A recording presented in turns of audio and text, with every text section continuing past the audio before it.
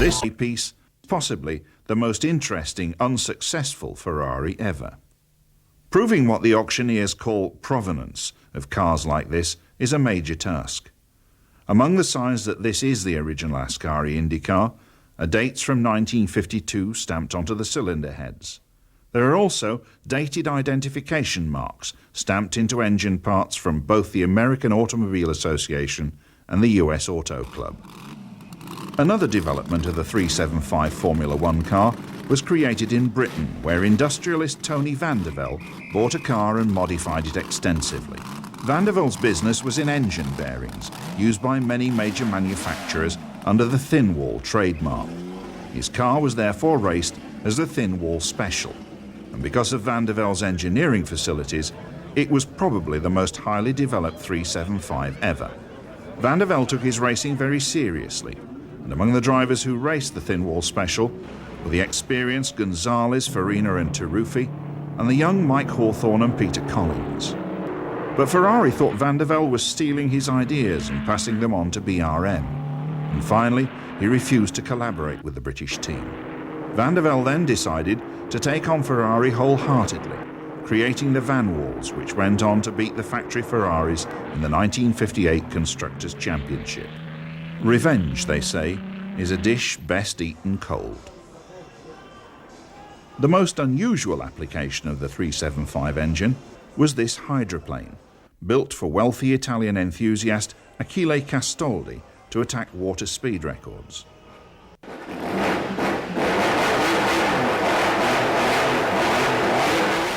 Castaldi's proposal to Ferrari, which Enzo accepted, was to create a racing boat around a supercharged 375 Formula One engine. The engine developed almost 650 horsepower, and it took Castaldi's boat to a new class record.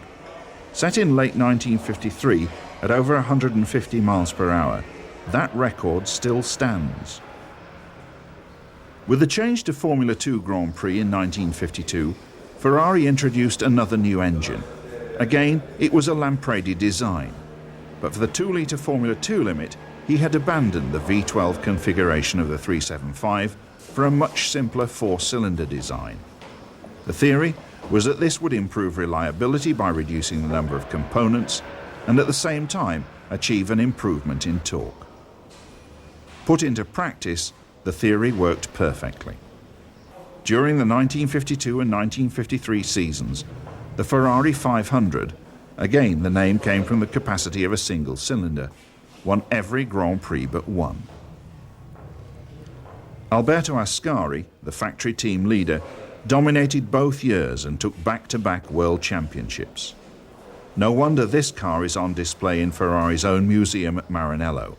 It is a proud part of the company's heritage. 1952 and 1953 were truly vintage years for Ferrari. The 500 was lighter and more nimble than its big-engine predecessor, and the driving talent collected by Ferrari was formidable. Ascari, Farina, Taruffi and Villaresi all had the experience and talent to make them winners, none of them more so than Ascari. But Ferrari also encouraged young drivers, and in 1953, Mike Hawthorne was given his chance. The young Englishman's first Grand Prix victory came at the wheel of a 500, and it was a classic. In the 1953 French Grand Prix, he battled for lap after lap over the long, fast straights of the Reims circuit with Fangio's Maserati. As the flag fell, the youngster beat the vastly experienced Fangio by a gap of mere feet. But the days of the 500 were numbered. In 1954, the Formula One limit was to be 2.5 litres. Enlarging the 500, Ferrari created the 625, but the competition was tough.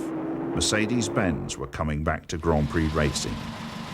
The Mercedes racers were not ready until the middle of the 1955 season, and the season's other newcomers, the Lanciers, were even more delayed. After starting the year with the 625, and even winning with it at Silverstone when Gonzalez beat the streamlined Mercedes as they kept hitting the oil drums which marked the corners, Ferrari faced up to the competition with the 553. The car broke the pattern of type numbers allied to engine capacity and was called the Squalo because of its alleged resemblance to a shark. It was not long, however, before it was replaced by the 555 or Super Squalo, shown here warming up its engine and transmission oils before a run. Neither the Squalo nor the Super Squalo was popular with drivers, who complained about the handling. They could not compete on level terms with the new cars from Germany, and between them they marked up just one Grand Prix victory when Mike Hawthorne took a 553 Squalo to a win in Spain in 1954.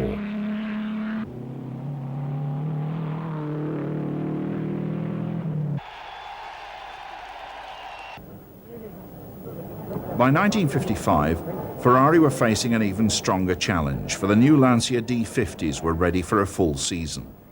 Suddenly, Ferrari were the underdogs, and the marque's only success in 1955 came when the Mercedes hit trouble in the Monaco Grand Prix and Maurice Trintignant won in a 6.25. For Lancia, however, things were even worse.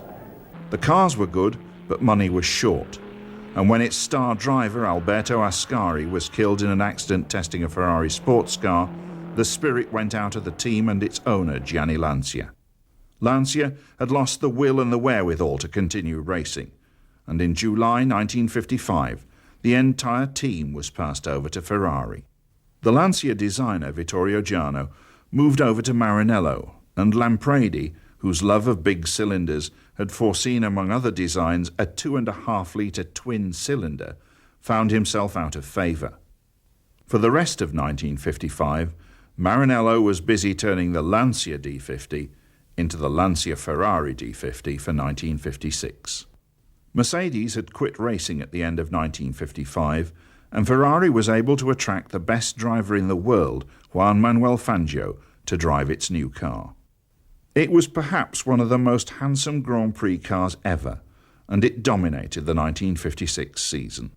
Fangio was the star of the year and took the World Championship, but the way in which he won the title will always be remembered.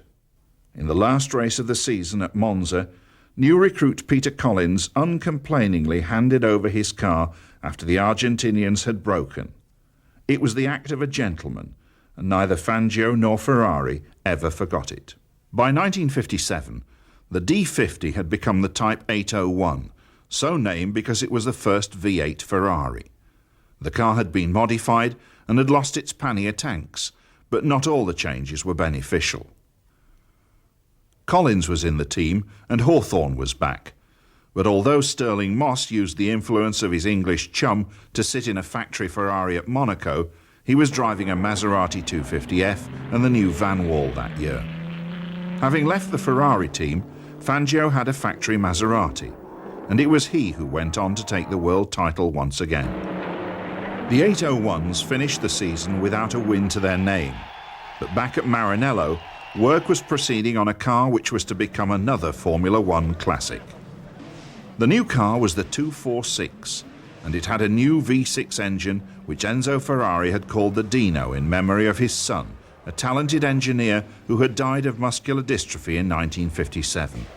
Dino Ferrari had worked on the original version of the power unit in 1500cc Formula 2 form with Vittorio Giano and Alberto Massimo. Now it had been expanded